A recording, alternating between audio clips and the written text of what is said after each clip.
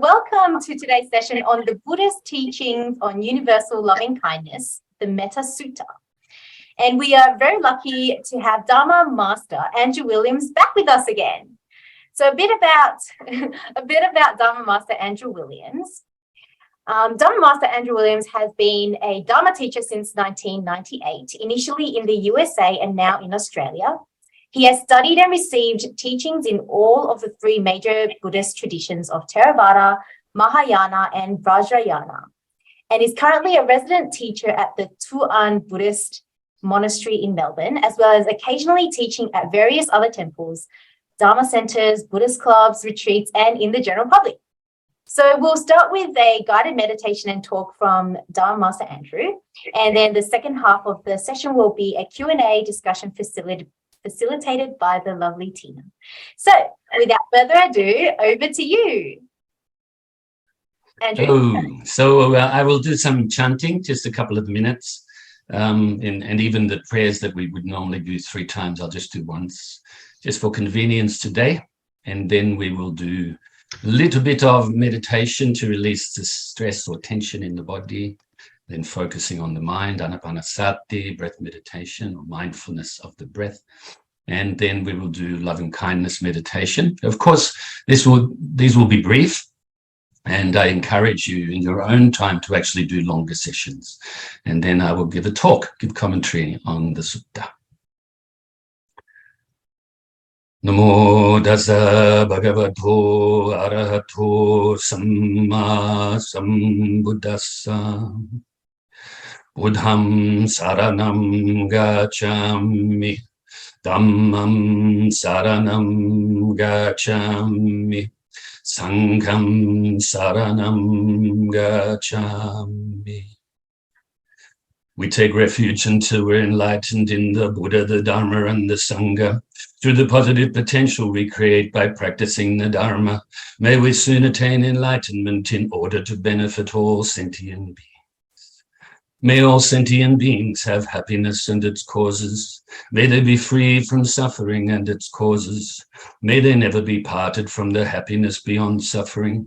May they abide in equanimity, free of bias, attachment to the near, and aversion from the far. We shall cause this. Great compassionate Buddha, please inspire us to be able to do so. Reverently, we prostrate with our body, speech, and mind, and present clouds of every types of offerings, actual and mentally transformed. We confess all of our negative actions accumulated since beginningless time, and rejoice in all the virtues of all holy and ordinary beings. Please remain until cyclic existence ends, and turn the wheel of Dharma for all sentient beings. We dedicate the virtues of ourselves and others to the great enlightenment. However innumerable all sentient beings are, we vow to save them all. However inexhaustible our delusions are, we vow to extinguish them all. However immeasurable the Dharma teachings are, we vow to master them all. However endless the Buddha's way is, we vow to follow it completely. Om Mani Padme Kayata Gate Gate Para Gate Para Samgate Bodhi Soha. So quite often I like to say that just as we stretch before we exercise, quite often we do chanting before we do meditation. Kind of helps the mind to calm down a little bit, to be more focused, to be mindful, aware, conscientious. So now you can forget everything I just said, and we'll do the meditation in this moment. Remember, the past is gone. This present moment is actually fleeting too. And the future never comes. So bring your mind to your body, inside your body now. And we will release the tension from the tips of the toes, up your legs, up to your shoulders, down to the tips of your fingers, and then back to the top of your head. So I'll give you some brief guidance with this now. So all around your feet, release the tension.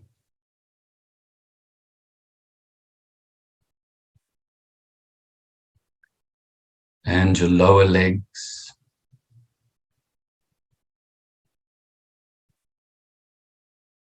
all around your knees and upper legs.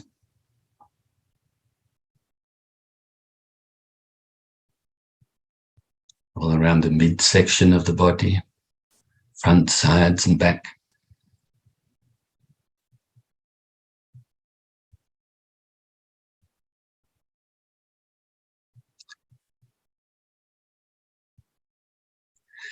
And up your top part of your body now, in your stomach and sides, lower back. And keep working your way upwards. Your chest and underneath your arms, the center of your back, and the upper back to the shoulders.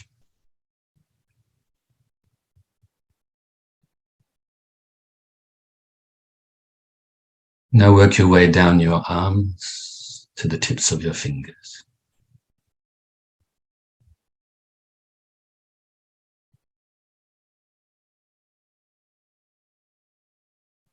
And now release the tension from around your neck.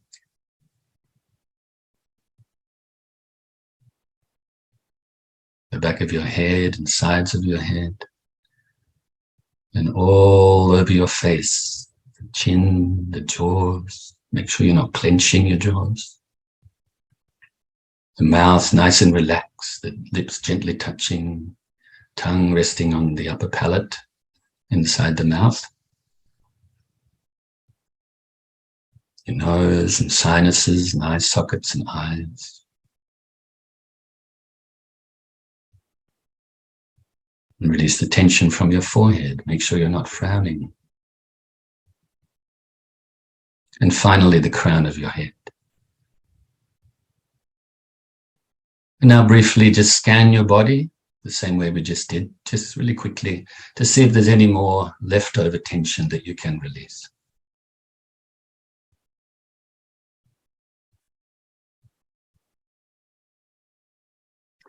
And when you are ready, bring your focus initially to the tip of your nose. The object of the meditation is the feeling of the breath as you breathe in your nose all the way into your lungs. And then back out your nose again. You may notice that the air is quite cool as you breathe in past your throat. And the lungs expand as they fill with the air and compress as you breathe out. And the air is quite warm as it passes your throat on the way out. I may add that you can also add the extra technique of counting the breaths, if you like. But don't count past 10. Otherwise, the counting may become the focus.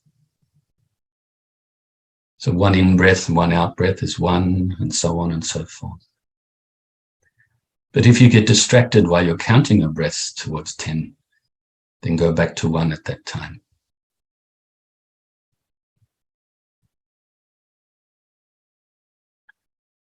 As we're practicing the meditation, if thoughts arise or any mental activity arises, don't cling to it. Don't grasp at it. Also, don't try to force it away or deny it. But simply replace your mind back onto your breath and let that mental activity just subside naturally. Let it go naturally by refocusing on your breath. And if your mind starts to become dull or sleepy, then replace your mind onto your breath more brightly. This way, replacing your mind or refocusing your mind onto your breath is both the antidote for the agitated mind as well as the dull mind. Don't try too hard. Don't try too little. Not too tight, not too loose. So let's practice like this for a short while in silence.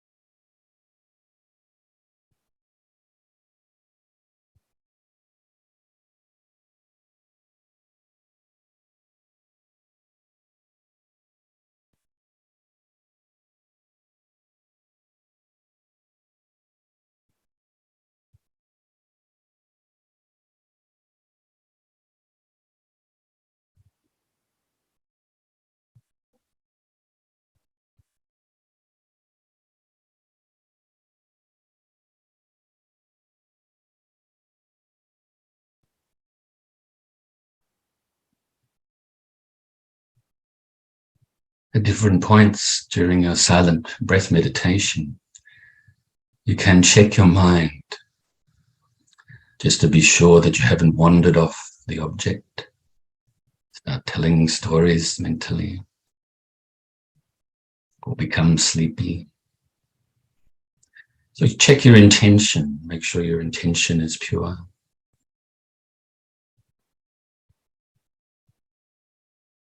That your focus is good and bright.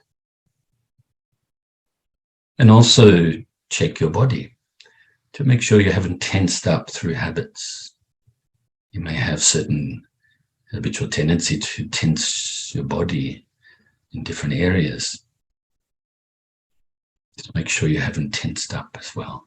And then gently go back to the object, the breath.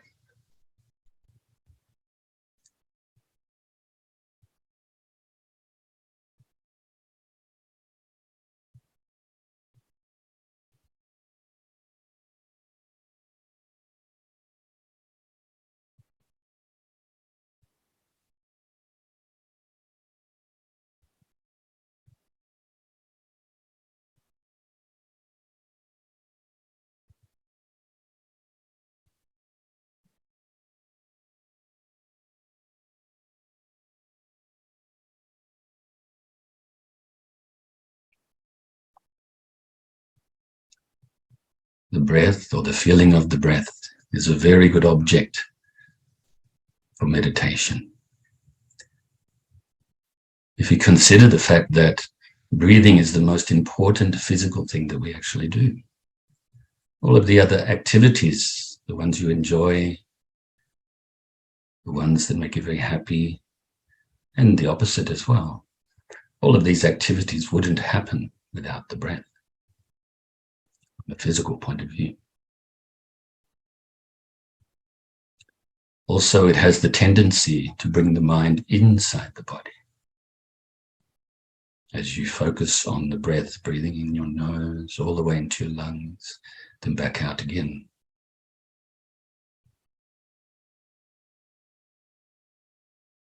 Tends to help us to be in the present moment, as we say.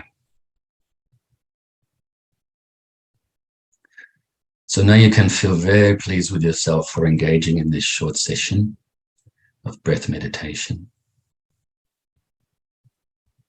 I like to say that even if you only do meditation for a few minutes, maybe 5 minutes or something, this will also help you to improve your concentration, improve your mental and physical well-being, and many more benefits. But of course, like I said before, it's good if you can do longer sessions, whatever suits you. Could be 10 minutes, could be 20 minutes, could be an hour or more.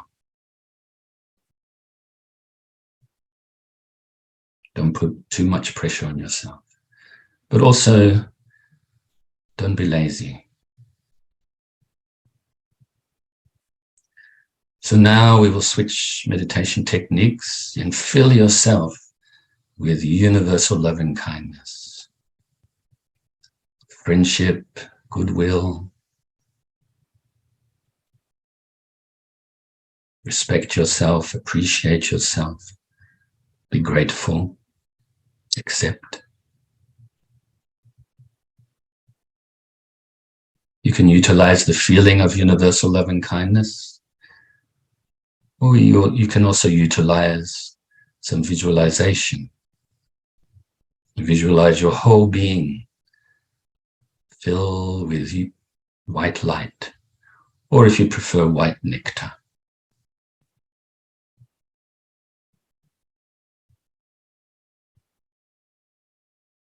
Feel this universal loving kindness and friendship pervade your whole being.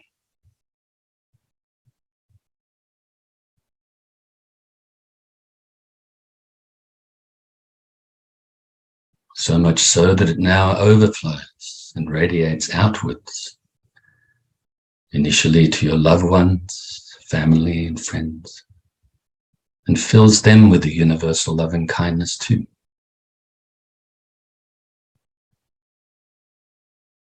You can have the wish that they be happy and have the causes of happiness, that they are free from suffering and the causes of suffering, that they are peaceful.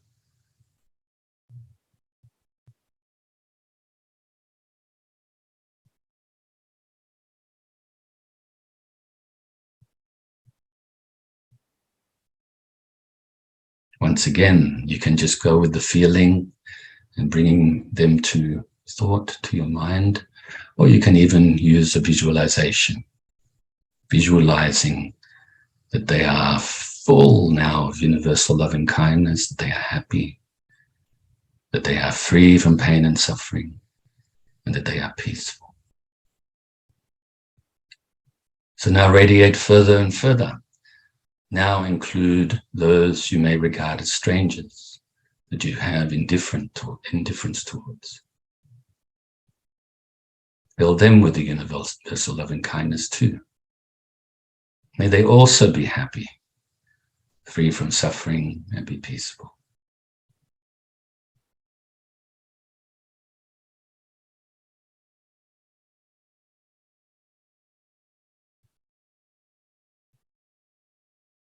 Now also include those you find very difficult, may even regard as enemies. Fill them with the universal loving kindness as well.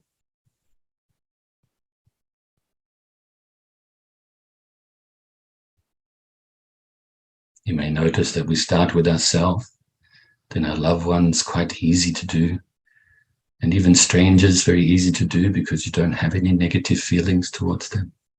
But this one now, this type of person that you are radiating the universal love and kindness to now, maybe is a little bit more difficult in relation to our mental habits. So this helps us to let go of our bias let go of our attachments and aversions, develop a mind of equanimity. So fill them with the universal loving kindness and also wish that they be happy, free from suffering, and be peaceful. May all of these three types of people, from our own perspective, may they have happiness and the causes of happiness. May they be free from suffering and the causes of suffering. May they be peaceful.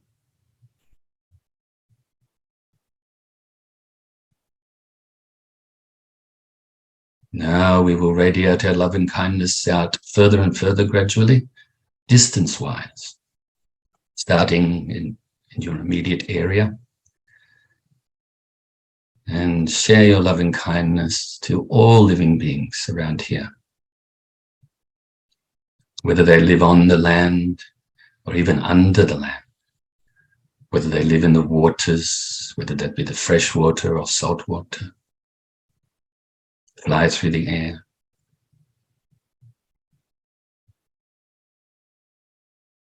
Whether you have an affinity towards some, or indifference towards most of them probably, and even others you may fear. Share your loving kindness with all of these living beings, and even the ones you're not aware of.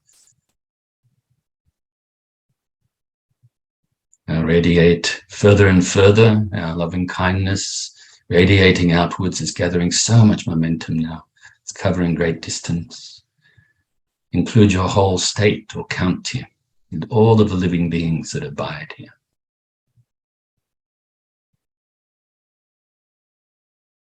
And other states and counties throughout your whole country.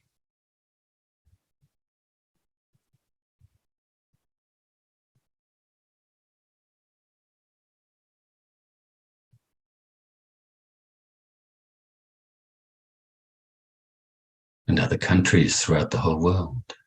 Initially those that you have an affinity towards, then those that you are indifferent towards, as well as those countries that for whatever reason you may have some sort of negative feelings towards.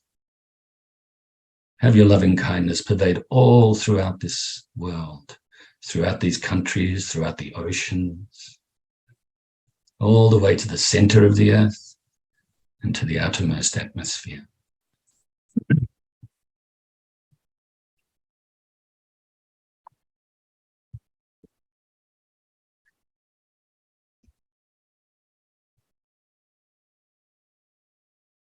And now beyond this world alone, throughout the whole solar system.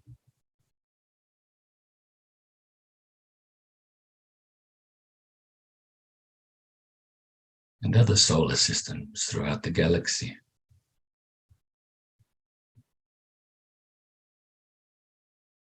All of the galaxies throughout the universe. Until your loving kindness pervades throughout infinite space, without limit, without measure.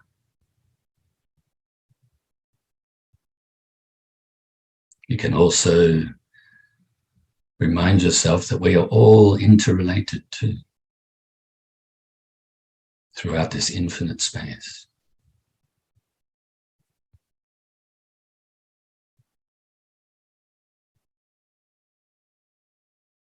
Now remain filled with this universal loving kindness,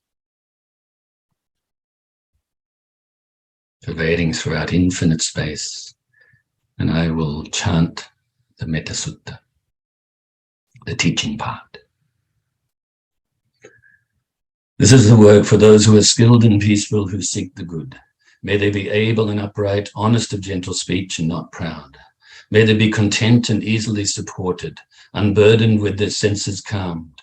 May they be wise and not arrogant and without desire for the possessions of others. May they do nothing mean or that the wise would reprove. May all sentient beings be happy. May they live in safety and joy. All sentient beings, whether weak or strong, great or small, short or tall, seen or unseen, near or distant, born or to be born, may they all be happy. Let no one deceive or despise another being in any state. Let none by anger or hatred wish harm upon another. just as a mother would protect her only child with her life. Even so, let one radiate this boundless love towards the entire world, above and below and in all directions, without hindrance, without ill will, without enmity. Standing or walking, sitting or lying down during all one's waking hours, may one remain mindful of this heart and this way of living that is the best in the world, unattached to speculations, views, and sense desires. With clear vision, such a person will never be reborn in the cycles of suffering. And so now you can open your eyes, unless you prefer to keep them closed, no problem. Actually, I remember many years ago, probably in the 80s and 90s, when I attended Dharma talks, in fact, even into the 2000s, I used to keep my eyes closed in Dharma talks. I didn't want to be distracted by the visual things around me. And I found it very helpful, actually, to listen. So maybe you can do that as well, up to you. But maybe you want to see the screen. Maybe you want to see, because sometimes the teachers will use expressions to share the teachings. So maybe you need to see them as well. Okay, so as you just heard the Metta Sutta, I gather most of you would be aware of this scripture from the Pali Canon. And I think that even if you're not aware in the sense of like learning from it yet, today I plan to introduce you to it. And for those of you who are familiar with it, then hopefully I can give you some things to chew on mentally and maybe reinforce what it is you already understand, and maybe give you some other sort of ideas in relation to this. Now, I like to teach with using examples, which is really what the Buddha did. Use a lot of parables, but also the masters throughout the ages have done likewise.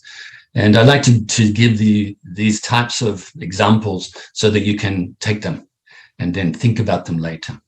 I think when things are spoken in a short way, like either in verse form or like a parable, or like short examples, metaphors and the like, then I think we remember them better, and then we can contemplate them, and then of course then recall the longer explanation.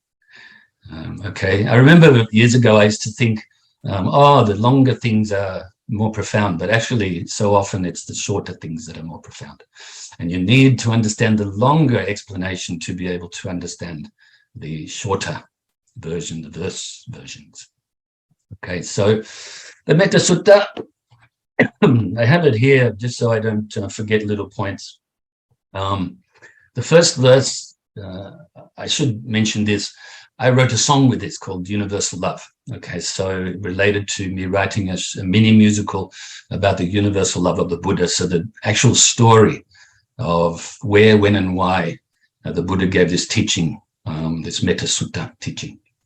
And so the first verse that I have it in 4 verses, okay? I think the Pali version, maybe 10 verses, but I put it in the 4 verses to fit in with the music, but mainly to fit in with the subject, okay? Because a certain part of this sutta, the first part is related predominantly to morality, or sila. The second part is related predominantly to meditation, or bhavana. And the last part is related predominantly to insight, or wisdom, or prajna, okay? So the first, in the way that I've put it together, there's a song, 4 verses. The first verse is the one that predominantly relates to morality. You could also call morality discipline, ethical conduct, and other words too, other phrases. And then the second and third verses are related to meditation predominantly. The last verse, the 4th one, is wisdom. Okay, so, but of course, these are all intermingling, just as we call the Eightfold Path, a fold path, where everything's folding into each other. Everything's interconnected. It's the same with this scripture. Okay, so the first word relates to the last word and all of the ones in between. So what I'll do is I'll give you an overview, which I've already started to do right now, and then we will have a look and dissect each word or phrase. Okay, and I'll make sure I've only decided today to not make it the full screen so that I can see my clock, so I don't go over time. And I'll make sure that we have enough time for Q&A and some other discussion as well. So the first verse, morality. Morality can also be known as the higher training in morality. And this, of course, relates to the Eightfold Path as well. The higher training in morality related to the Eightfold Path is right speech, right action, and right livelihood. I won't give commentary on those right now because that's another subject. But also, I remember the last talk I gave for you, I gave a brief commentary on one of my songs, the Enlightenment, the teaching song, which had the Eightfold Path in it. And I recall enumerating the different types of wrong speech, right speech, and so forth. So you can have a look at that. Or research yourself. I encourage you to always be really curious about the Dharma, you know. You can Google, but be careful on Google because not everything is very accurate. Or look in books, ask other teachers, attend or participate in other Dharma talks. Or you can also ask me. You can shoot me a message, email, messenger, text message, call, anything, okay, anytime. And so, right speech, right action, right livelihood. That's kind of like an overview of the first verse. Then you have the second and third verses. I should mention that this morality part of the Eightfold Path is number 3, 4, and 5. Then number 6, 7, and 8 is right effort, right mindfulness, and right concentration. And this relates to the meditation aspect. You have to excuse me today. I've really got quite it's not severe really, but allergies. It's been quite windy down here, especially the last 3 days. So if I sneeze, I apologize ahead of time. And if I have to clear my throat, I apologize ahead of time. But the human condition, you know, First Noble Truth is Noble Truth of suffering. Cause of suffering is my attachment based on ignorance, but I think I'll blame it on allergies today. Okay, so a little bit of humor for you. Anyway, so the meditation part, second and third verses. Now, continuing the overview, the last verse relates predominantly to right understanding and right thoughts. Right understanding can also be known as right view, and right thoughts can be known as the right intentions. Okay, so also it's really important for us to know that universal loving kindness, or metta, is one of the 4 immeasurables, or 4 Brahmavihara in Pali, which means sublime states of mind, also known as immeasurables because they can be developed beyond measure, just like we did in the loving kindness meditation before, throughout infinite space. And also they benefit or can benefit innumerable living beings. There's no limit to the benefits of these 4 immeasurables. Of course, the first 3 must be based on the 4th one, which is equanimity, or upekkha in Pali, upeksha in Sanskrit. Mind that is free from bias, free from attachment and aversion. Because when we have no bias, this means we can radiate this loving kindness out beyond limit, not just limited to our loved ones or those we find or we feel indifferent towards, but also to those beings that we're troubled by, and to all of the living beings.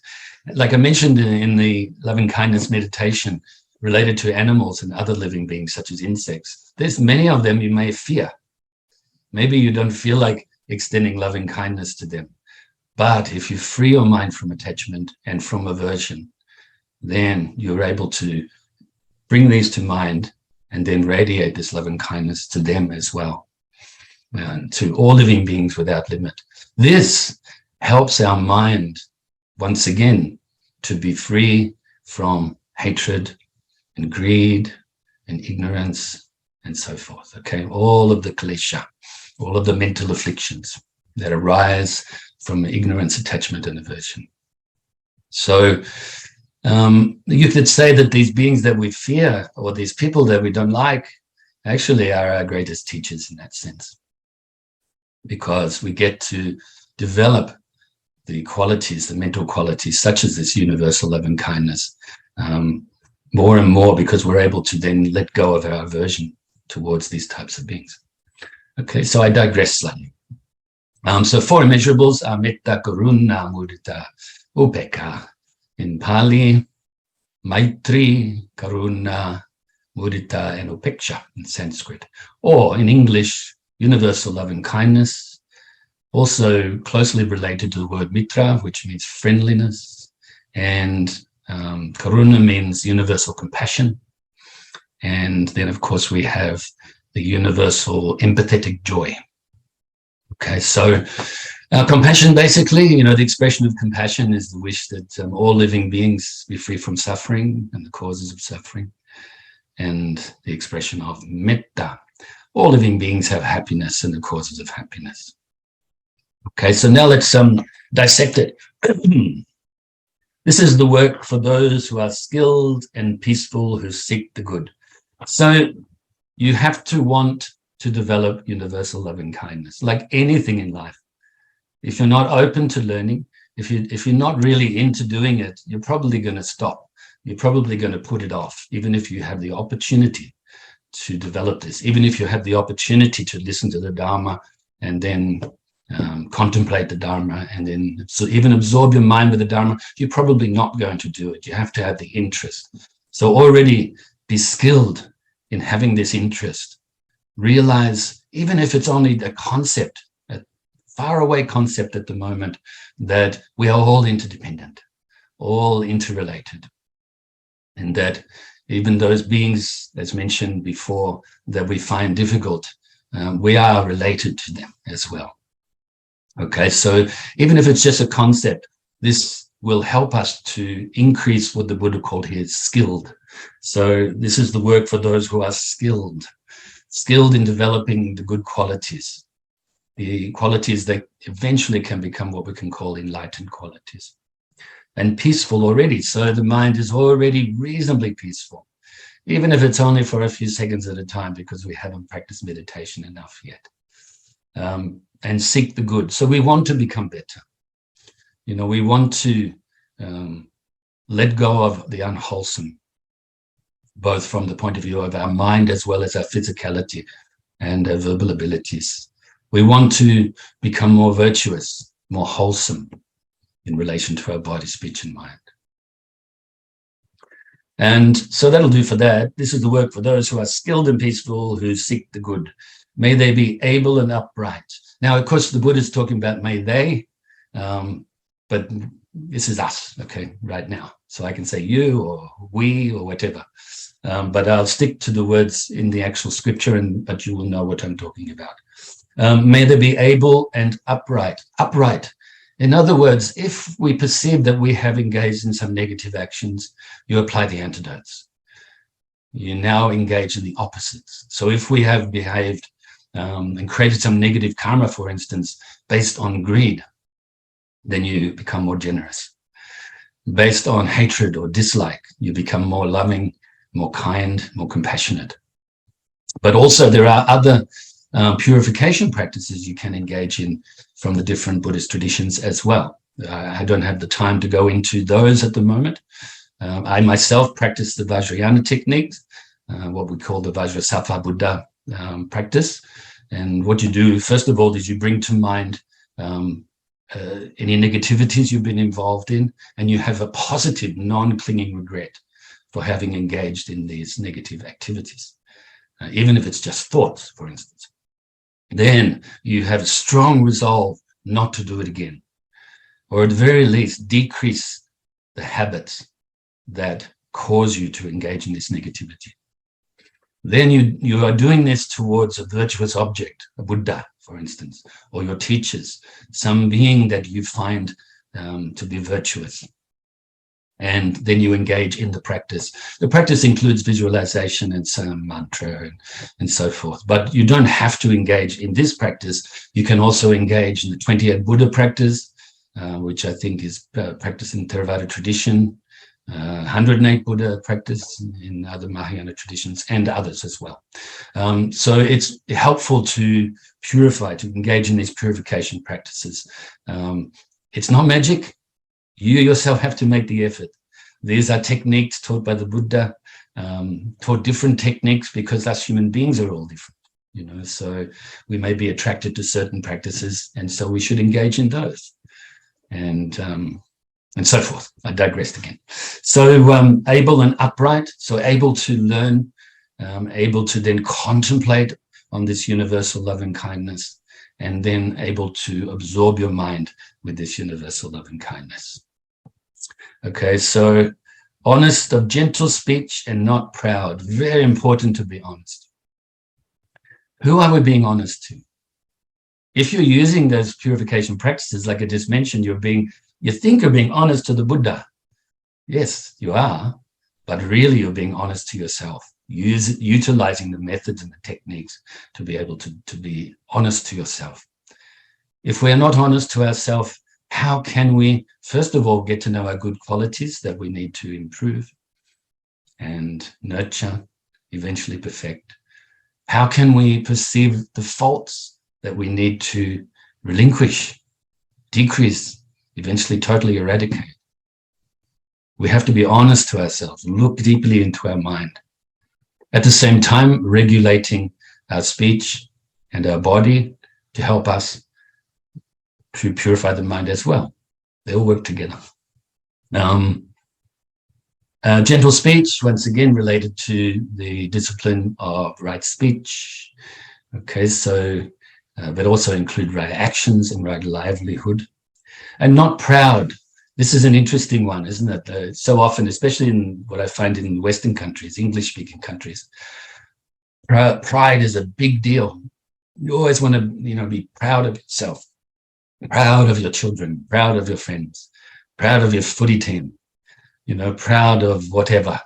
But actually, pride is clinging pride that arises from attachment to self, which arises from the ignorance. Actually is a klesha. It's actually one of the 6 root delusions. I mentioned 3 before that can also be known as the 3 poisons: ignorance, attachment, and aversion. And from these arise another 3, which is pride, which you can also add arrogant pride if you like, uncertainty or doubts. And this is uncertainty and doubts to the Buddha, towards the Buddha, the teachings, and also yourself, your abilities, and also wrong views. Okay, so believing in something that is not real to be real, and so forth and so on. Okay, so pride. Let's say, I'll give you an example. Let's say, for instance, you are with other people, and you say another person, and you perceive this person to be higher than yourself. Then this pride can lead very quickly to jealousy and envy, and even further to low self-esteem, even depression and so forth. If you're with somebody that you see as an equal to yourself, it can give rise very quickly to unhealthy competitiveness. Unnecessary, unhealthy competitiveness. Then if you're with somebody that you think is lower than you, it can give rise to arrogance and haughtiness, puffed up idea of yourself, where you're only looking at your good qualities and exaggerating them and forgetting your faults. Not good, not conducive for our practice.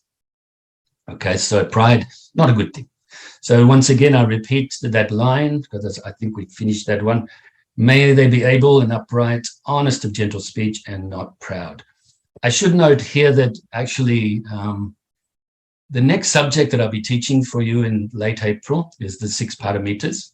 I thought to do the Metta Sutta, because this is from the Theravada tradition, and also the 6 paramitas from Mahayana tradition, to recognize both traditions. They're like that. And the 6 paramitas was on Zoom. It took about 9 months to give commentary on that. And then the Metta Sutra, of course, I did include the where, when, and why teachings, including where it was spoken, the Jetavana Monastery, and the history of that. And actually, I think it took about 7 months. Okay, so the actual teaching part, which we're doing today, took about 4 months. Okay, so we're going to be fitting 4 months of Zoom classes, short ones, into one class. Okay, so I'm not going to harp on too much, but I wanted to give a nice beginning, some nice detail at the beginning. So now I will do it a little bit quicker. May they be content and easily supported, a contented mind, a mind that is reasonably free from wanting this and not wanting that, of being picky and choosy, of being actually a mind that is accepting. You know, I think that's it's always very nice to be around people that are contented like this. In other words, they don't want too much. You know, they don't want too little. They're always not trying to push away things that you may be offering them. A nice vibe, maybe they don't want the nice vibe even, you know. But this is important for us when we are learning and developing a mind of loving kindness based on equanimity, that we are contented like this, not always desiring stuff. And easily supported. In other words, it's just a backup of being contented, isn't it? You know, I think I'll leave it at there. Unburdened with their senses calmed, so not burdened by too much attachment and other mental afflictions. You know, the habitual tendencies, such as getting angry at in certain circumstances and the like. Unburdened with their senses calmed. And this relates to, you know, what we see, what we hear, what we smell, what we taste, what we touch, and what we think, the mind sense as well. And then related to all of the objects that we come into contact with. The contact, of course, is the consciousness, our experience with that, not to be blown off the path by what we call the 8 worldly winds, you know, of gain and loss, and pleasure and pain, and fame and shame, praise and blame. What we know is the 8 worldly concerns, or the 4 pairs, always wanting this and not wanting that. Okay, so this is really small writing. I didn't want to put my reading glasses on. Unburdened when their senses calmed. May they be wise and not arrogant. I think I've covered that already. So wise, maybe this is not perfection of wisdom yet, but at least be wise, be considerate, you know, be mindful, look after your attitude, be aware without attaching to the awareness, and then be conscientious, and like I said, considerate of others around you as well. And unburdened with their senses calm, may they be wise, not arrogant, and without desire for the possessions of others. So, you know, not be envious. Somebody gets a new car or a new computer or a new iPhone or something. You want it, you know. Be contented with what you have, okay? Don't always want what others have. Rejoice if other people have better conditions than you, if other people have better physical things than you. So yeah, rejoice in that. That's the third of the immeasurables, isn't it? Mudita, rejoicing in the successes of others, and especially on the Dharma path. Without desire for the possessions of others, may they do nothing mean, or that the wise would reprove. So obviously avoid being mean, avoid being abusive with your words, obviously abusive with your actions, and engage in a livelihood that brings benefit and doesn't bring harm. And I think that will do for the first verse, where it says here, the wise would reprove. I think human beings generally are looking for approval from other beings. So if you are like that, if you have to have approval from, make sure other beings, make sure they're wise, compassionate, and loving. You don't have to get approval from those who are behaving badly, that's for sure. But actually, the only approval that you really need is yourself. Going back to the word, very important word in the start of that verse, and that is honest. Be honest to yourself. So how are we doing time-wise? Okay. All right. So then we have the meditation part. This is now absorbing the mind through the practice of meditation. Of course, we have these words here. So first of all, you hear them, engage the wisdom of hearing, and then engage the wisdom of contemplating. We contemplate, we investigate and analyze these words and these phrases, and these verses, this sutta, so that we can absorb our mind with it in meditation practice, okay? And the Buddha says, all sentient beings, first of all, may all sentient beings be happy. May they live in safety and joy. All sentient beings, whether weak or strong, great or small, short or tall, seen or unseen, near or distant, born or to be born, may they all be happy. And so I'll just dissect that verse very quickly. May all sentient beings be happy. So you want them to have the causes of happiness. So we are not only thinking, an abstract idea, I want people to be happy and laughing and smiling. Actually, you want them to be virtuous. You are wishing that they engage in the causes of happiness, that they are generous, that they are moral and patient, enthusiastic, and, like I mentioned, virtuous, engaging in wholesome thoughts of bodies, actions of body and words as well. So it's not just thinking happy. Happiness doesn't come from thinking about it. You have to cause it. We're living in samsara right now, cause and effect. This cycle of existence. We haven't broken the existence or the cycle yet, have we? We are not a Buddha. We are not Arahant yet. Important word is yet. Okay. The more we practice accurately, consistently, then the quicker we will achieve good results along the way. And eventually the ultimate result of enlightenment, whatever you call it, whatever you think it is. Right now, we can't explain it with words. It's inexpressible and unthinkable. We can't explain it through using concepts even. But we can definitely tell you what is not. It's not anger. It's not greed. It's not ignorance. Okay. So I digressed again, but that's okay. So may all sentient beings be happy. May they live in safety and joy. Now, what can we do to help them feel safe? We can develop this universal love and kindness in ourselves.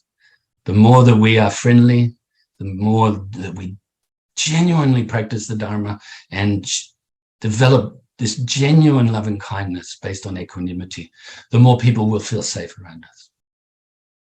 The more that they're going to be joyful. So we can do this by developing this universal love and kindness ourselves, and then radiating it outwards, first of all with our mind, and then through our actions and our words. Let's do the best we can, okay, with no expectation of good results. And then actually it will be more natural over time to do this. The expectation, you have to let go of expectation. Okay? That's just another expression of strong attachment and aversion. All sentient beings, whether weak or strong. Of course, this is actually depends on your own perspective, isn't it? What is weak, what is strong? But we don't have time to go into that today. Okay, so whatever beings you regard as weak, could be a little baby rabbit. Strong could be the big lion in the jungle. Whatever you perceive as weak and strong, think about that. Okay. I think it took probably about 3 classes to actually go through this verse. Previously, great or small, similar, short or tall. I'll just give a funny little anecdote, I guess, in relation to myself. Some people tell me I'm very tall, 6'3", I think 191 or 192 centimeters. But I had a friend long time ago now, my 20s, and he was an AFL footballer, and he was 6'10". So I was really short compared to him. So you see how this short or tall, it depends on your perspective. And some people say, oh, it's so good that you're tall, you can see over crowds. And I say, but not in a crowded airplane, not in economy with my knees up under my chin. So maybe if you're short, you have it better. Once again, different perspective. It's all relative, isn't it? But the Buddha is pointing out all different types of beings. Obviously, a short being, a small being, could, from our perspective, would be something like an ant. But maybe we are tiny too, yeah, compared to the whales in the ocean, compared to some beings on other planets, maybe. Maybe we are tiny if you look at some of the Buddha's teachings. People of all different shapes and sizes all over the place. May they all be happy. May they all engage in the causes of happiness. Whether they're seen or unseen, near or distant. In other words, whether you can physically see them now or just bring them to mind, or maybe you don't even know about them. For instance, I believe that probably the vast amount of living beings we still don't know about even on this planet, because we can't go to the depths of the oceans. I've seen some pictures of some really weird looking things down there that they've been able to take pictures of, but still they can't go all the way down. So we don't know about these beings. Still extend this love and kindness to them as well. Born or to be born. So this is a living being, maybe has just passed away, is now just about to be born. May they also be happy and find, be safe and be joyful, May they all be happy. The next part says, let no one deceive or despise another being in any state. Let none by anger or hatred wish harm upon another. So we definitely should avoid these states of mind to deceive people. Once again, going back to being honest. And then despising, in other words, strong dislike.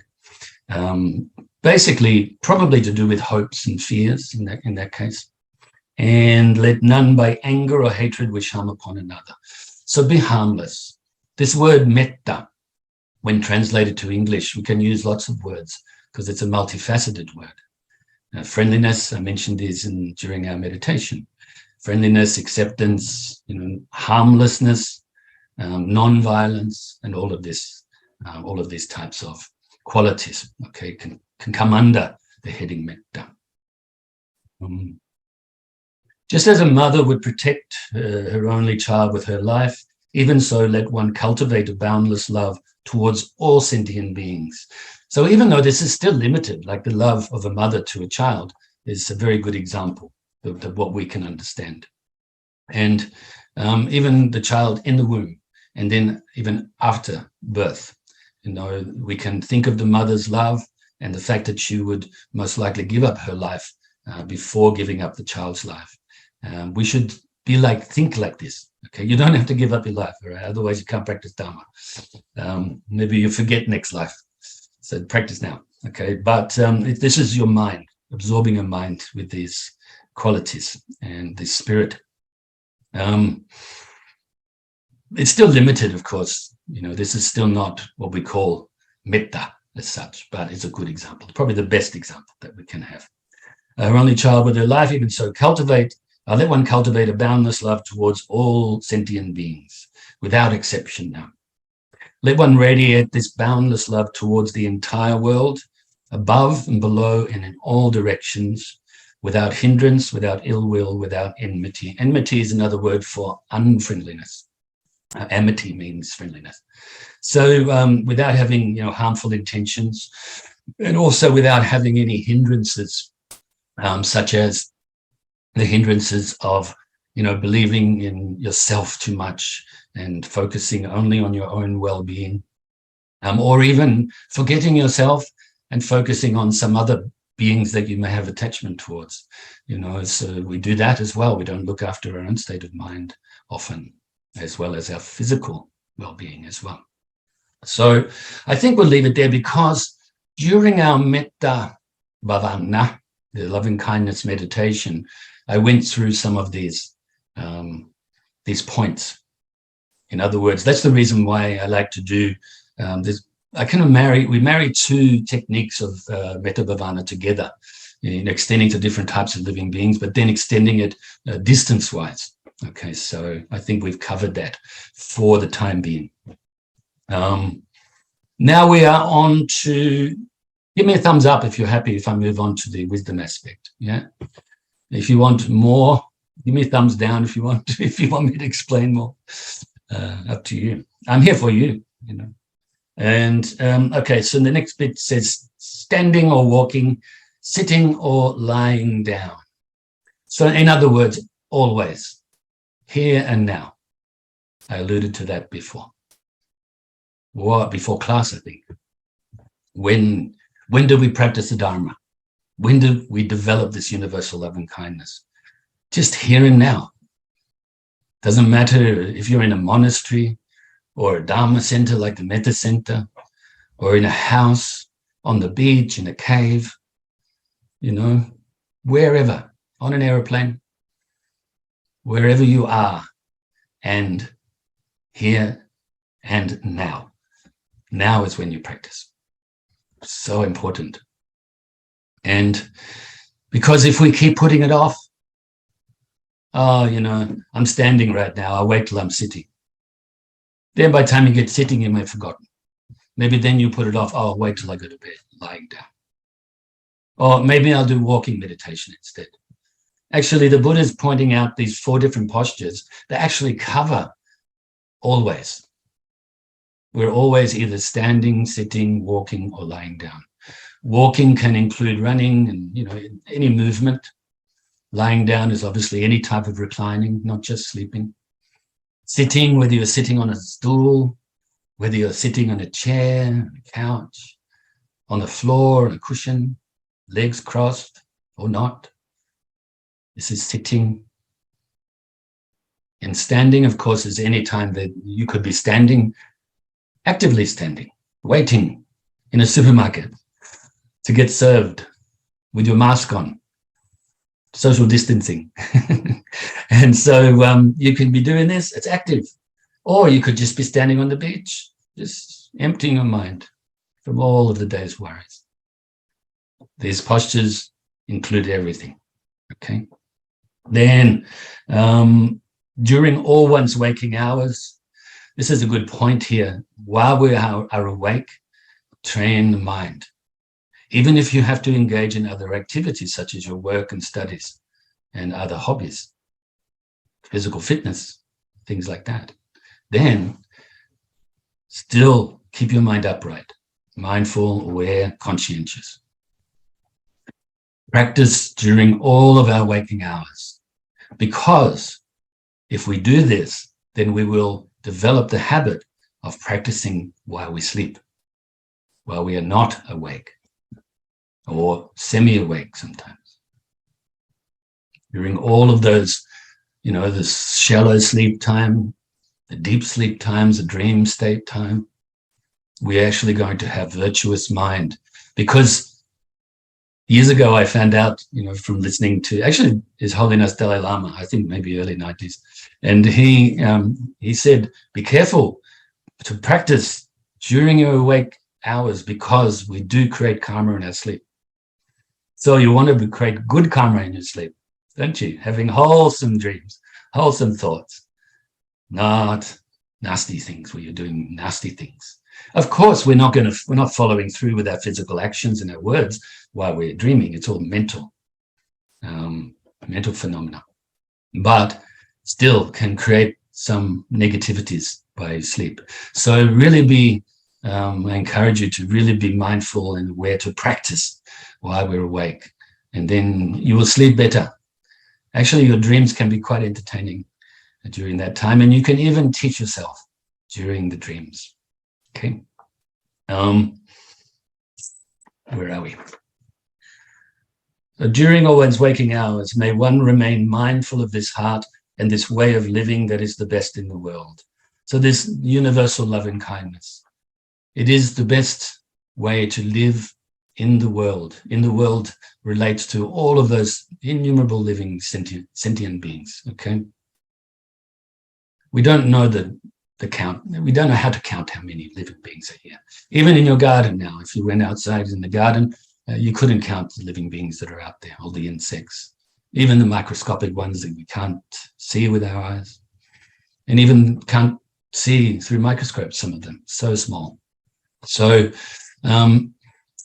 During all one's waking hours, may one remain mindful of this heart, this way of living that is the best in the world. If you develop a mind of loving kindness, absorb your mind with this loving kindness, based on equanimity, and then in turn based on true insight and true wisdom, then you will be good influence all the time. Okay, this is the best way. I like to say, people say, related to the Dharma, some languages, English language is not so great to explain the Dharma. But I would say this, and I'm getting somewhere with this comment, by the way, so be patient with me. English is the best language for the Dharma for English speakers. Of course, you should use the root language as well. Learn some Pali, learn some Sanskrit, or if you're practicing from other Buddhist traditions that have had a long history and have, early translations, then learn those languages as well so you can compare. But whatever language is your first language, that is the best language to learn the Dharma from. But to go beyond that, what is the next best language? Metta. Metta and Karuna. Best language. You don't need words with it. You don't even need expression with it. Physical expression, I mean. Comes from your heart. Like I said a bit earlier, people feel safe around you. They'll feel the so-called vibes. But even better than that, with the spirit of metta, silence. Silence is the true international language, isn't it? I'll leave you with that. So the next one is unattached to speculations, views, and sense desires. So we're always speculating, aren't we? We're always kind of guessing a little bit. Boy, this is that is this. Oh, I like this flower. I don't want it to go away. But it's already changing. It's impermanent. All conditioned phenomena are impermanent. They have the nature of changing, and they have the nature of being unsatisfactory due to this and other factors. And there is no self to be found anywhere. We tend to impute and label everything, give it a name, give it a concept. And those things we find pleasing, we tend to get attached to. Those things we find unpleasant, we tend to push away, have aversion towards. We speculate on this. We have views, we develop views which can become very strong views. If it's right view, impermanence, unsatisfactoriness, and no self or emptiness of self as being how all conditioned phenomena is within cyclic existence, then that's the right view. That's a good view. That nirvana, even though we don't know what it is fully yet, is freedom from all of this, unconstrained by concepts, dualistic way of thinking and the like. If we understand, that's good, okay? But we can let go even of that view. Okay, so our opinions, you could say that our opinions stop us from understanding the truth, even if our opinions are correct from a relative point of view. Let them go. That doesn't mean you won't remember them when you need them. All of your studies in university, high school, whatever, let go of all that learning. Then when you need it, recall it. The more you develop this universal loving kindness, as well as good concentration, good insight, the more we will remember everything that we need to remember, that we have learned. But right now, as we develop the loving kindness, let go of all of these views. Let go of all of this speculating. Let go of opinions. So, unattached speculations, views, and sense desires with clear vision. If you let go of all these things, you will have clear vision. Such a person will never be reborn in the cycles of suffering. When we achieve this state, we are enlightened. Okay, so we don't have time to go into the different stages of enlightenment. Maybe we can do that when I come back with you in April and give the commentary on the 6 paramitas, especially when we talk about the perfection of wisdom, the prajna paramita. All right, so I think that'll do for now. It's 8:13, so we have a little bit of time for some Q&A. Are you happy with that? Did I keep it short enough without going blah, blah, blah, blah, blah? It was wonderful. Thank you so much, Dharma Master. So I'm now going to open the floor to anyone who has a question. So whether you're here in person or online, and for those online, I did send a chat earlier.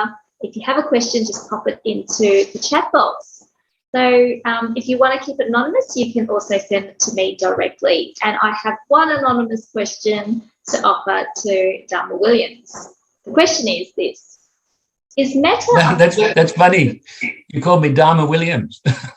Sorry, Dharma Master Williams. I've never been called Dharma Williams before. That's It's got a very nice ring to it, actually. funny. Maybe if there's another Williams out there that has a child, maybe you can utilize that. All right, go on. Okay, so the question is this. Is metta a thought, a wish, or a feeling, or all three? How does one know if one is practicing it right? Okay, so yes, it's all three. It's a thought. First of all, we have an aspiration, which gives rise to feeling. So the aspiration is so that we can develop this universal love and kindness to share with others, not just for ourselves, you know. And then we consider others, we share it with others. And then we have this aspiration and this wish that these living beings realize true happiness by engaging in the causes of happiness, that they themselves purify their mind and engage in only, you know, virtuous or harmless actions of the body and of the speech. And what was the last one? So thought, feeling. A wish. Yes. Did I cover that already? Yeah? All three. Okay, yeah, so basically covered that. So it is all that. It's all related. It radiates, or initially is generated in our own mind, and then we radiate it outwards. And then like throwing a pebble in a pond, to use that very well-known example. The ripples go everywhere. You know, you throw the pebble in the pond. In other words, you yourself develop this love and kindness, radiate it outwards, this feeling outwards, and then other living beings get to experience it as well. You can teach it to them. They may say, oh, how come you're so happy? You can say, oh, this is what I do. I practice meditation, and this is the way I think, you know, to be kind, and so forth. You can then encourage them to also be like that. And what was the second part of that question? How does one know if one is practicing it right? Well, you will know, first of all, if the negative mental afflictions have diminished. For instance, you're getting less angry, especially, you know, that we have a habitual tendency to get angry during certain circumstances, or when certain circumstances arise in our life through habit. But when we are now less likely to get angry, especially quickly, so then we can, because if we impulsively react like that, then it's very difficult to just kind of wind it back. But if now we stop and go, oh, I'm getting angry, let it be, then you know that you are developing certain good qualities such as love and kindness, but also, you know, less hatred. Right now, we have a mind that thinks in a dualistic way, conceptual dualistic thinking, okay? We think with opposites. So the opposite of love and kindness is dislike, or when it's really fully blown, it's hatred. If your mind has less hatred, less dislike, then you are replacing it in a relative sense with this universal love and kindness. If your mind is free from hatred, free from dislike, then I would say you have absorbed your mind to a certain degree quite well with the universal love and kindness. If you are friendly to yourself, accepting of yourself, grateful to yourself, then you are developing this loving kindness in yourself. If you are really caring for other living beings, and even now, this is kind of like marrying with compassion, but it's even, you could say get upset, but not get upset like a sort of emotional upset. But you take upon the suffering of others, you see others that are not happy, and you yourself actually take upon yourself and go, oh, I want to change that. I want to help them to change that. You know, caring especially for vulnerable people, people in need, you know, people that are not well. If we can alleviate their suffering, we should do so. Begins with a thought, but then it goes into action. The same, if we want them to be happy, starts with a thought and then put into action. The action could just be, you know, showing them through silence. You know, but if we can at all help verbally or through physical actions.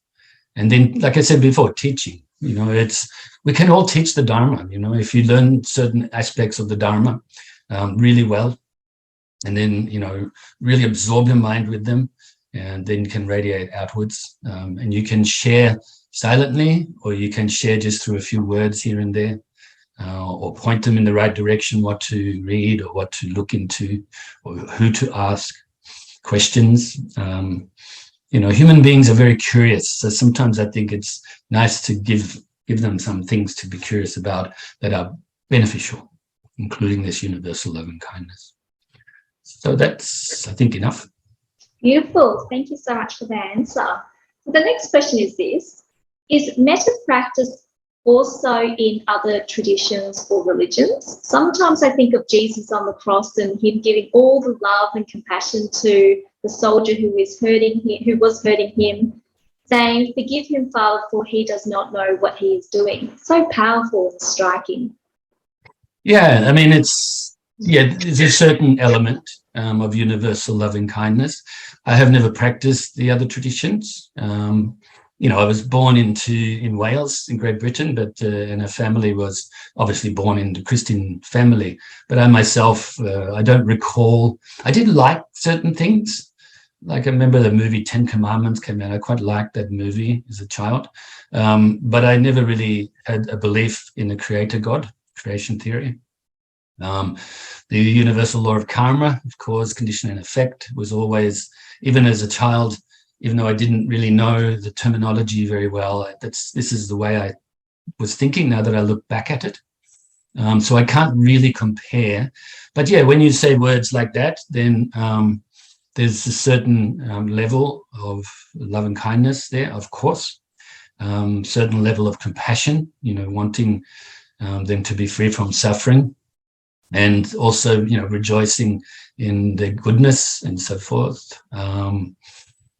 Maybe the difference is the mind of equanimity, free of attachment and aversion, even though I do believe there are certain traditions from other religions that have very similar concepts, and including some religions that are probably no longer practiced.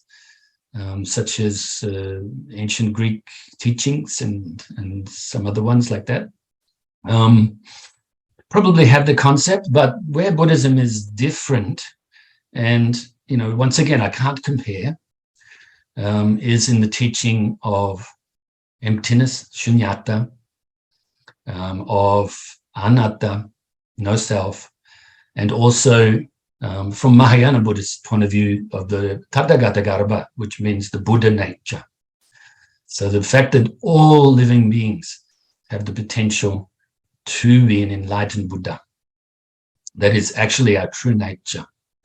And what we are doing by practicing the Dharma is unveiling this true nature. So we're kind of uncovering enlightenment in a sense, rather than going to get it. You know, we're not getting it as such. It's already there, but obscured by what it can appear to be inexhaustible delusions. All right, but they are exhaustible if we practice. So that's the big difference. Whereas some of the other traditions, such as the monotheistic traditions or the one God traditions, they attribute everything going back to the God. And Buddhism, we don't do that.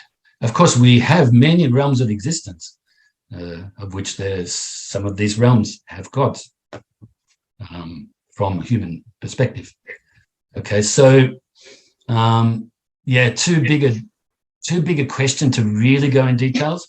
And I also, because I'm giving the shorter answer, I have to be really careful not to come across like I'm putting other philosophical or religious beliefs down, because I'm not. I think if the other religions, if they are practiced well, then the beings can be very kind and relatively wise and so forth. We're all sharing with, in our Metta Bhavana before, loving kindness. We didn't exclude Christians, did we? No. Yeah, we didn't exclude monsters or hell beings or any types of heavenly beings. We didn't exclude anybody. Okay, so, but yeah, I mean, if other people want to look into other religious teachings, that's your choice. Personally, I think the Dharma covers everything, but maybe some other people think their religion covers everything. So Thank good you. luck. Okay, we'll see. Okay, so we've got about 7 minutes left and we've got a few questions. So here we go. The next question is this: if we are not yet ready to love our enemy, should we hold off instead of forcing oneself to do so and risking spiritual bypassing? No, don't hold off. First of all, you can realize that those people that are behaving badly, you can call enemies or have behaved badly, they are doing this based on ignorance. We also have not purified our mind from ignorance totally yet. So in that sense, we are the same, in a sense, okay? That's not condoning bad behavior. And realize also that they, in their true nature, are enlightened beings, but also they don't know themselves. They are behaving badly and don't realize how much negativity they're causing themselves here and now and also into the future. So we must develop compassion for them as well, because we know that their very bad behavior will reap similar or even larger results, the vipaka, the results of the karma. Okay, so have compassion, have universal loving kindness, but first of all, as well, realize that when you extend this love and kindness from your own mind, your own heart, this benefits you first. So it's like forgiving. It's very closely related. Maybe what you're talking about or the people you may be talking about may have harmed you in the past. Then you forgive yourself for being in the situation. You forgive them if they behave badly.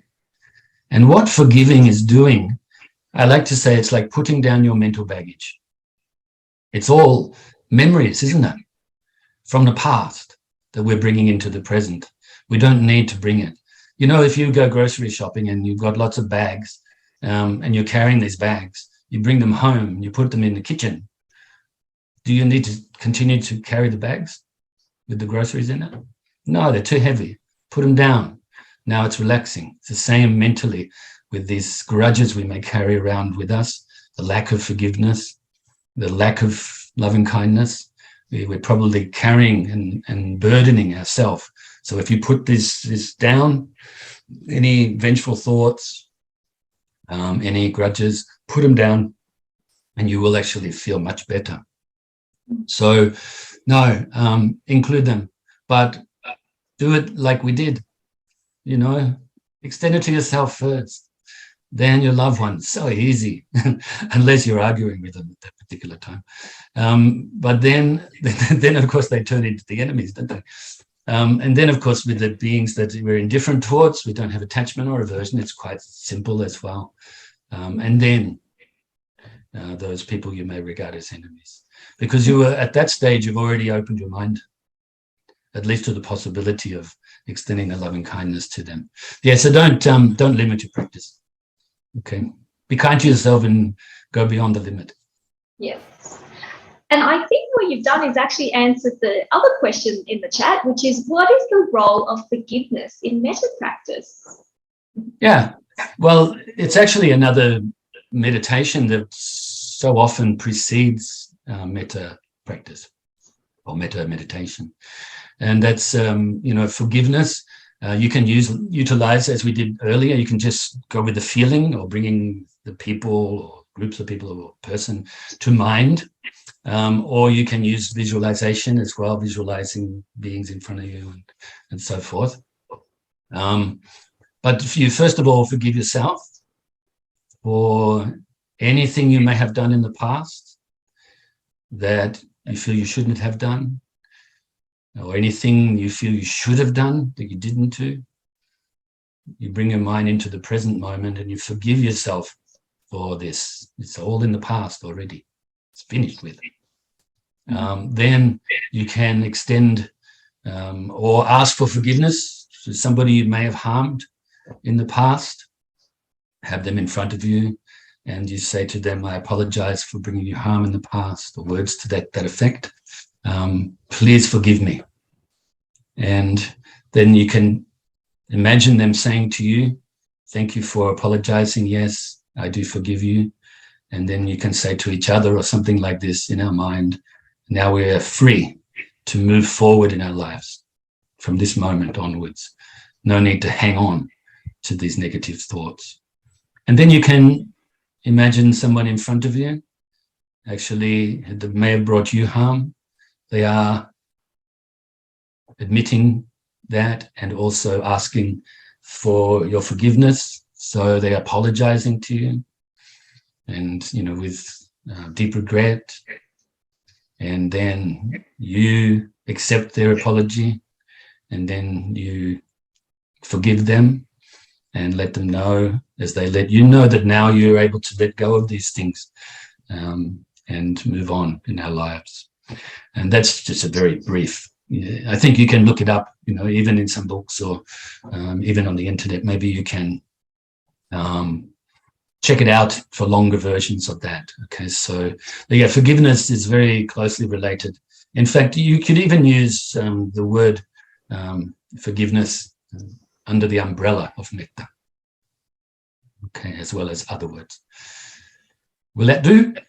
Great, thank you. Yes. And we have time for just one more question, perhaps. Yeah, no problem. I'm not in a hurry to go anywhere, so it's all right. It's up to you guys. Okay, so the question is this: how do we cultivate curiosity in something that we are just not curious about, but know that it's good for us? Well, if you know it's good for you, just generate this curiosity, even if it's forced to begin with. If we are curious beings, generally, sometimes I think we are attached to being distracted. We try to distract ourselves with all sorts of things so we don't be responsible for the things we should be responsible with, such as a good thing, like you mentioned. Curiosity. How do we, what do you call it? Like quench our curiosity, quench our thirst, our curiosity.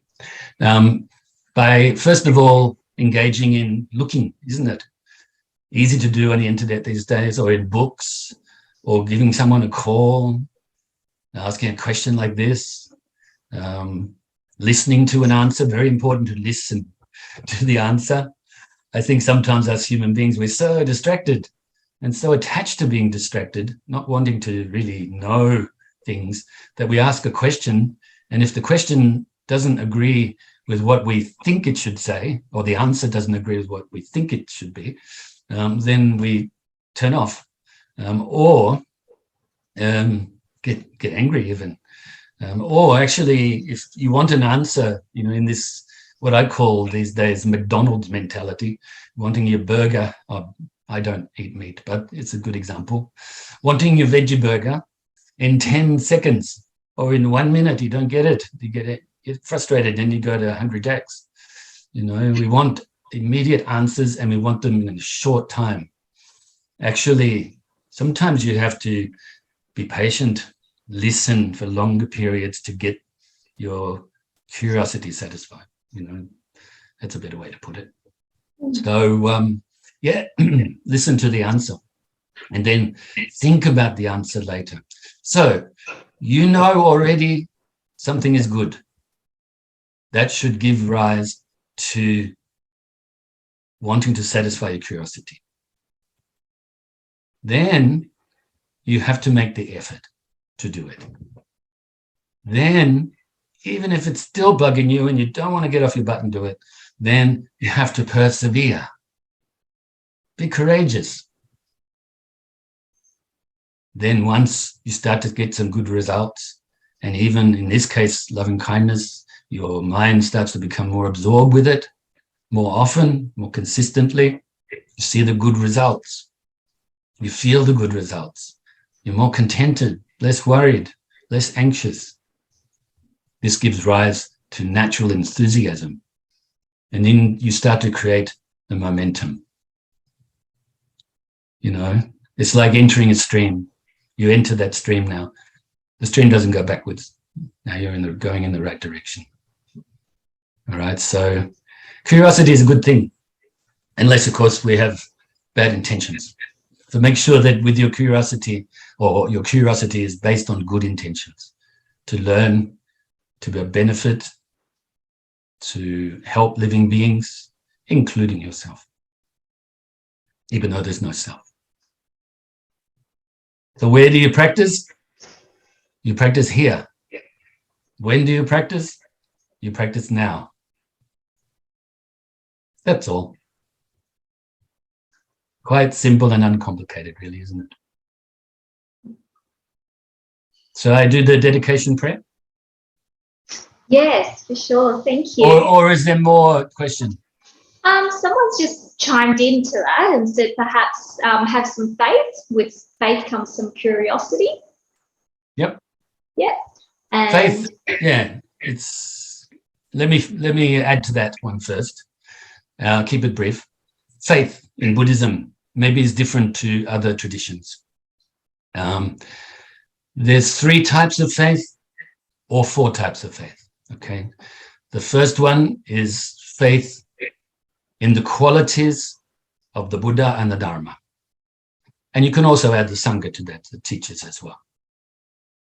But generally the Buddha and the Dharma. Then the next level of faith is faith of emulation, where now you want to emulate these qualities yourself. You want to become these good qualities or realize these good qualities yourself. But this has to be based on testing, isn't it? On analyzing, I should say investigating, then analyzing. Not just believing blindly, but also not just disbelieving blindly. Then the third type of faith is the faith of conviction, where you now have thoroughly tested these qualities and yourself, your ability to attain these qualities. And there's no more doubt, no more uncertainty. When these 3 types of faith are together and perfected, this is the 4th type of faith, which is perfect faith. Okay, so faith is gained through logical reasoning, utilizing our ability to contemplate, to investigate, to analyze honestly, without attachment or aversion. So that's that. But in saying that, we can have what some other traditions may call a leap of faith. Some of the teachings maybe are beyond our grasp right now. So you can have some faith that these teachings are accurate because of the ones you do understand. So let's say, for instance, you understand certain things are impermanent, constantly changing. You can see that in front of you right now. You see this computer, you can see everything's changing on the computer. You can see, and you could say, an expression of the law of impermanence. But you can't see other countries right now. But you can have a leap of faith that in other countries, other things are also impermanent, that all conditioned phenomena are impermanent, even though you can't see it with your eyes right now, and maybe not even perceive it clearly with your mind right now. You can have a leap of faith like that. And I like to say jokingly that the Buddha wasn't, our guide on the path saying, come on, let's go on the path. And then he takes you a certain way along the path. And then he turns around and he says, I was only kidding. You can't go any further. It's not like that at all. Okay. The emptiness teachings, the Buddha nature teachings, you'll never be able to understand them. No, he doesn't do that. He gives the teachings. We ourselves have to put the, basic things into practice, clear the mind, more and more and more, clear, like cleaning the window. Eventually you can see through the window, and because you've cleaned it so much, so now you have direct vision, the wisdom. All right. So, yeah, that just come from the word faith. Sorry.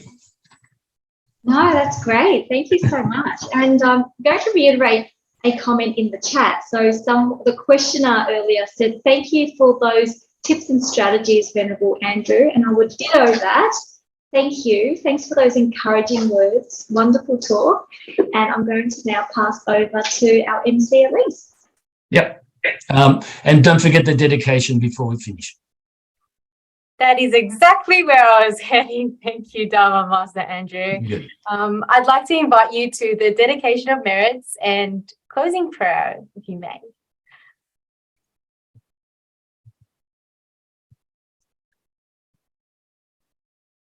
Due to this merit, may we soon attain the enlightened state of the Buddha, so that we may be able to benefit all sentient beings and free them from their suffering.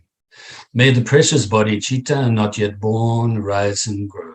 May that born have no decline, but increase forevermore. And may the precious view of Shunyata, not yet born, rise and grow. May that born have no decline, but increase forevermore. And just for those of you that may be interested to hear it in Tibetan,